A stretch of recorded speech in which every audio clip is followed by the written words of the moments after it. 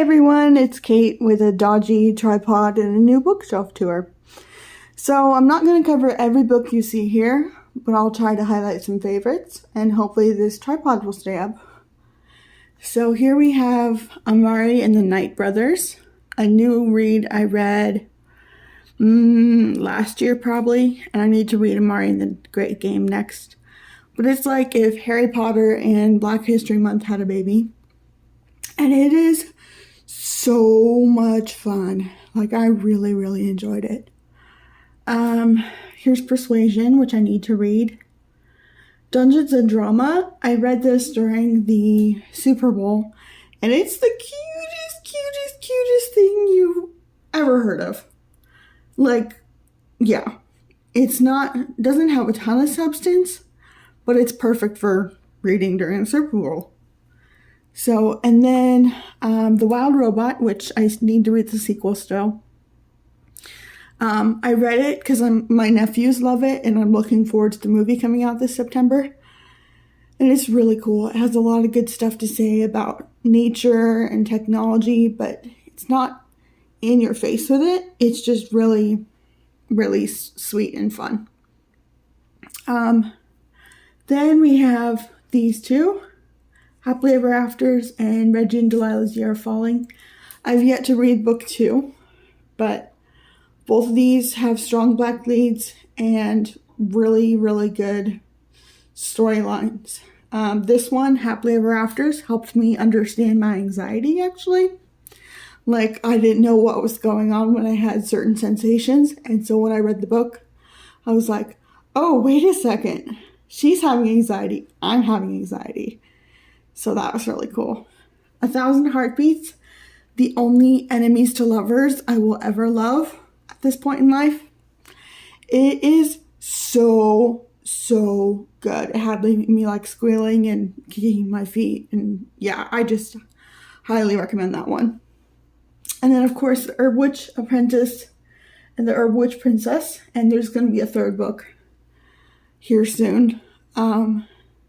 They're illustrated, they're Regency, kind of, and they're really, really clean, and they're really, really cute, so highly recommend that. Here we have Shelf 2, which is mostly my Agatha Christie collection, and I've read all but 2 of those there, and then I've read a few more on Kindle, and, I gotta say my favorite is either the ABC Murders or Death in the Clouds. Those both were like, mind blown. I've read the first 2 Hunger Games, still need to read the third one. And oh my word. So I loved the movies. I really, really loved the movies. But these are even better. You get more of Katniss's inner world. So I highly, highly recommend those. They are a bit violent, about as much as the movies are. But they're really, really good. The Little Prince is kind of a strange, philosophical, but yet childlike book.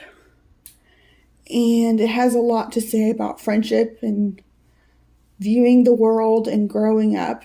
And I really, really enjoyed it. Then, of course, there's my crowns. My dad made this crown for me when I was a kid. And then I bought this one when I finished If the Stars Awaken, just to kind of celebrate. And then we have Shelf 3, which the City of Ember series, book 1, 2, not the prequel, and book 4, they are so much fun. They're like one of my first introductions to dystopian kind of, but really original writing. I just really, really enjoy them. The List is also dystopian. That one's really, really good. The Tangle of Knots is one I read just a couple months ago, and it is so fun because, like A Tangle of Knots, everyone in its story, their lives are intertwined, and it's super, super cool. Let's see, what else here? Oh man, I want to feature every single one. Eventown's really good. It's kind of dystopian, but also contemporary. And it's about this town where nothing ever changes. Everything is the same, which sounds a lot like a lot of small towns, but there's something up with it. That one has a lot of good stuff to say about life and grieving and cake. So, some of my favorite things, right? Kate's Innocence, I have the entire series so far, but I'm not keeping it on the shelf right now. I just do the first book to represent it, because it's a 7-book series, I think. Anyways, it is so good. Like, y'all need to read this one. Shelf 4, and yes, I'm sitting on the ground now to be able to reach it. I see a lot of really good favorites here, but I always have to mention my girls, Beautiful Blue World and Threads of Blue by Suzanne LaFleur. Those ones have just been so important to me in my friendship with Michaela. They're kind of dystopian, alternate history. They're just really good. I think I keep saying that about every book here. But if I point it out, it's one I want you to read. The Key to Extraordinary is pretty fun. It's kind of magical realism, as are the whole Giver series, which I recommend. If you've only read The Giver and you found the ending unsatisfactorily, slight spoiler, but there's more about Jonas in at least Son, maybe Messenger too. So, yeah, definitely read that. Snow and Rose over here is a beautiful retelling of the Snow White and Rose Red fairy tale, which is one of my favorites. So I highly recommend that. It's illustrated. What If We Met in a Bookstore by Kelly McClay is a new one I just got that I'm excited to read. She's a fellow indie author, so I'm like, yes. And then we have a weird ankle for shelf 5 because I'm literally tipping the tripod, but that's okay. Let's see. If you haven't read Keeper of the Lost Cities, I really enjoy at least the first few books. I have only one of them on here right now because it's my favorite. Wires and Nerve, Volume 1 and Volume 2, called Gone Rogue.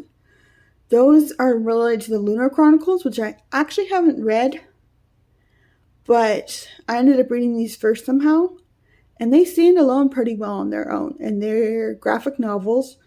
They are very good. They're a little violent, like with some of the visuals, but it's in black and white, so it's pretty okay. Skipping ahead to... no, we're skipping back, because y'all need to hear about The Red House Mystery by A.A. Milne. He's a Winnie the Pooh guy, right? Well, he wrote a mystery worthy of Agatha Christie, and it absolutely just was so much fun to read. So, okay, now we're skipping ahead to the Red Rain series. I have the first 6 books on here.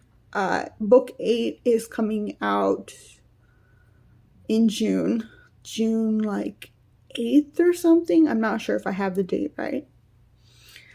But this series, y'all, it started out as just one book, and then she ended up expanding it several years later, and the character development of the main character, but also of the author herself, is so visible and so much fun.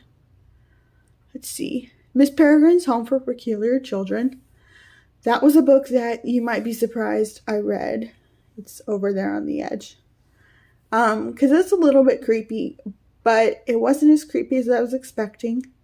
And the main character is unabashedly Jewish, and it's really original and creative. And so I just absolutely enjoyed it so much.